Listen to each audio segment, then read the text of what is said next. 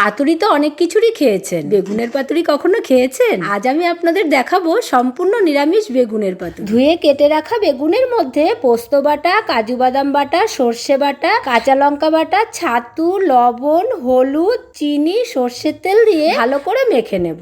এবার এটাকে আধ ঘন্টা ম্যারিনেট করে রেখে দেব। আধ ঘন্টা পরে ধুয়ে রাখা পাতার উপরে বেগুন এবং গ্রেভি দিয়ে সুন্দর করে কলা পাতাটা পেঁচিয়ে সুতলি দিয়ে বেঁধে নেব। আমার মা অনেক নিরামিষ রান্না জানে, সেই জন্য আমি আমার মায়ের কাছ থেকে অনেক নিরামিষ রান্না শিখেছি। এই রান্নাটাও কিন্তু আমার মায়ের কাছ থেকেই শেখা। কড়াইতে তেল দিয়ে দিচ্ছি, তেল গরম হয়ে গেছে। এবার একে একে সব পাতুরিগুলো ভেজে নিচ্ছি। পাতুরি ভাজার সময় গ্যাসের ফ্লেম কিন্তু হাই রাখা যাবে না, হাতে সময় নিয়ে আস্তে আস্তে ভাজতে হবে, না হলে কিন্তু বেগুন সিদ্ধ হবে না। এদিকে সব পাতুরি ভাজা কমপ্লিট। এবার পাতুরিটা খুলে আপনাদের দেখাবো। ভালো লাগলে লাইক, কমেন্ট, শেয়ার এবং চ্যানেলটিকে সাবস্ক্রাইব করে আমার পাশে থাকবেন। দেখুন কেমন হয়েছে।